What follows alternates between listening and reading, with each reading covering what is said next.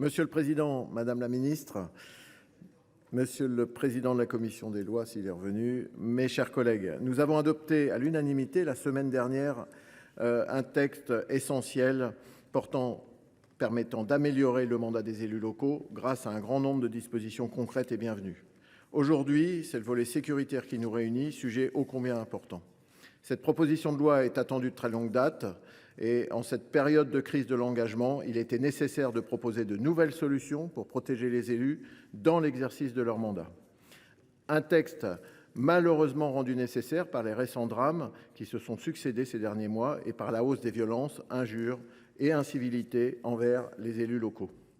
Pire, ces violences intolérables sont en hausse, comme nous le martelons régulièrement au Sénat. Selon un récent rapport du ministère de l'Intérieur, vous l'avez dit, 2000 plaintes ou signalements ont été recensés en 2022, c'est-à-dire une augmentation de 32% en un an. La parole s'est aussi libérée dès 2020, quand le garde des Sceaux, le ministre de l'Intérieur sont montés au créneau avec des consignes fortes et courageuses sur le sujet, renforcées par votre circulaire, madame la ministre. En plein contexte de crise démocratique, il faut couper court à cette vague de violence. Je souhaite saluer les auteurs de ce texte et les rapporteurs. Nous nous sommes félicités en octobre dernier de l'adoption du texte afin qu'il ne soit examiné sur les bancs de l'Assemblée nationale le 7 février dernier. Aujourd'hui, nous pouvons nous réjouir puisque la commission mixte paritaire est parvenue à une rédaction commune de l'ensemble des dispositions restant en discussion.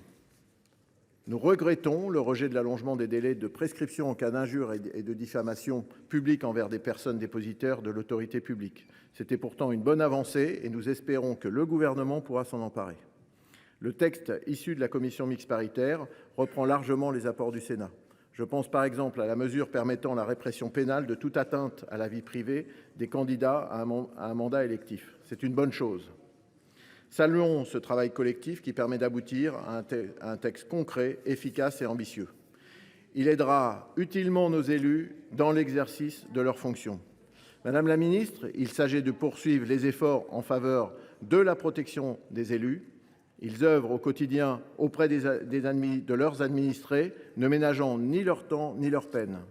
Par ce texte, nous reconnaissons et saluons leurs engagements de tous les instants au service de leur territoire.